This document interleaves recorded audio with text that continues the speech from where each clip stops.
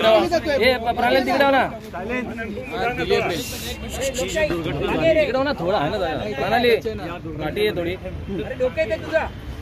16 जणांचा दुर्दैवाने मृत्यू झालेला आहे। कॅमेरा पण काय करतोय आता या ठिकाणी आपण जे साईटवरती पाहत आहात ते बचाव कार्य आता पूर्ण झालेलं आहे।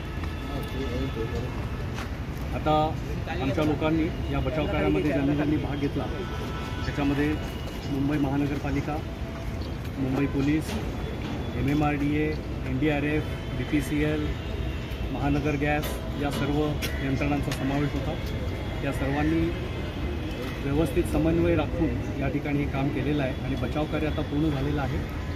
याच्यामध्ये तपासणी करण्यात आलेली आहे की अन्य कोणी व्यक्ती किंवा या ठिकाणी अडकलेला नाही आहे। आता फक्त जे काम चालू आहे या ठिकाणी या होर्डिंगचा जो मलबा पडलेला आहे तो हटवण्याचं काम चालू आहे। हे आज दिवसभर चालू राहील। या दुर्घटनेमध्ये 16 लोकांचा दुर्दैवाने मृत्यू झालेला आहे। तर त्यांना सहानुभूती म्हणून त्वरित जी मदत करायची ती मुख्यमंत्र्यांनी जाहीर केलेली आहे आणि त्याप्रमाणे त्यांना आता त्वरित ती मदत दिली जाईल। या व्यतिरिक्त मुंबईच्या होर्डिंगच्या संदर्भामध्ये कुठले कारवाई करायची, ॲक्शन्स घ्यायच्या या संदर्भामध्ये देखील कालपासून आम्ही युद्ध पातळीवरती वेगवेगळ्या कारवाया हाती घेतलेल्या आहेत। त्याच्यामध्ये सगळ्यात महत्त्वाचं म्हणजे होर्डिंगसाठी जी मानकं ठरवून देण्यात आलेली आहेत स्पेसिफिकेशन, त्याच्या व्यतिरिक्त कोणतंही होर्डिंग असता कामा नये। मग ते कुणाच्या मालकीचं आहे आणि कुणाच्या जागेवरती आहे हा प्रश्न नाही, पण कुठलंही होर्डिंग हे ठरवून दिलेल्या मानकांच्या पेक्षा मग त्या मानकांमध्ये फक्त त्याचा साईज नव्हे तर त्याचं फाउंडेशन कसलं असलं पाहिजे, स्ट्रक्चरल स्टॅबिलिटी कशी असली पाहिजे, त्याच्यामध्ये जी हवा जाते त्याची काय व्यवस्था असली पाहिजे, वारा जातो त्याची व्यवस्था, या सर्वांची मानकं ठरवून देण्यात आलेली आहे। महापालिकेच्या परवानग्या घेतलेल्या जी होर्डिंग आहेत त्याला स्ट्रक्चरल स्टॅबिलिटी करणं हे बंधनकारक असतं। तर आम्ही रेल्वेला देखील त्याप्रमाणे आदेश दिलेले आहेत की त्यांनी देखील ही जी मानकं आहेत त्याचं पालन केलं पाहिजे।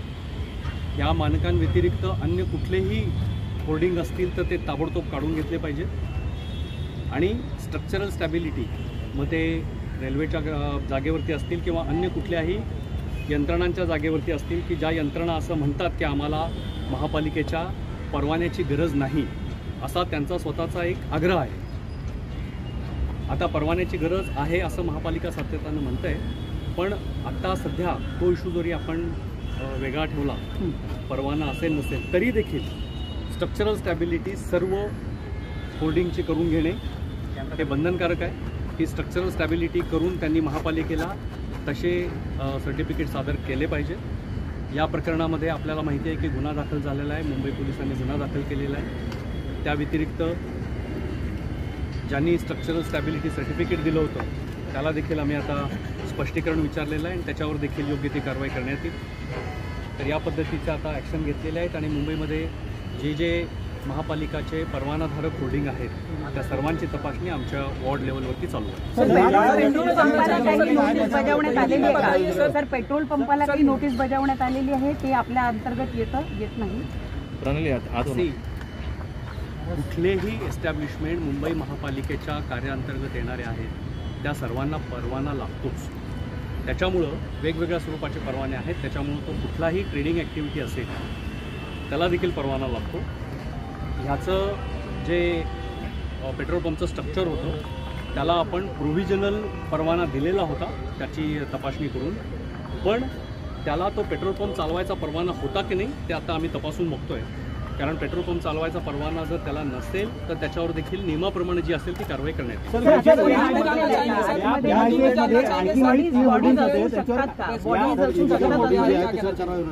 हिंदी में सर। हाँ, मैं बताना चाहूँगा कि अत्यंत दुर्भाग्यपूर्ण घटना यहाँ पे हुई है जिसमें 16 लोगों की मौत हुई है।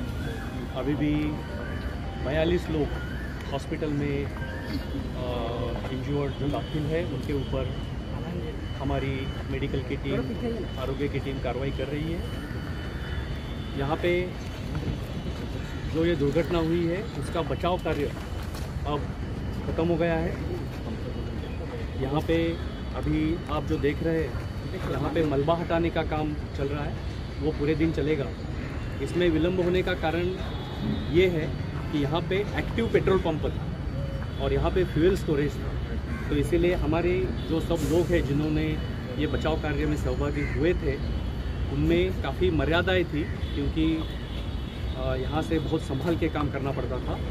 तो मैं बताना चाहूँगा कि मुंबई महापालिका, MMRDA, NDRF, Mumbai police, BPCL, महानगर गैस, इन सब एजेंसियों ने तालमेल रख के यहाँ पे बहुत ही संभाल के काम किया है और ये होर्डिंग का जो बचाव कार्य है यह अभी पूर्ण हो गया है।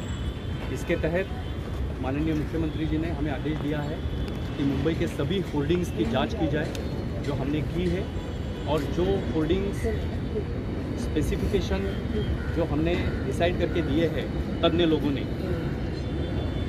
वो स्पेसिफिकेशन जैसे अगर उसमें से कोई भी डेविएशन होगा तो सब होर्डिंग को नोटिस जाएगी, फिर वो किसके ओनर है उसके, ये मुद्दा अलहदा है, हम उसमें अभी नहीं जा रहे।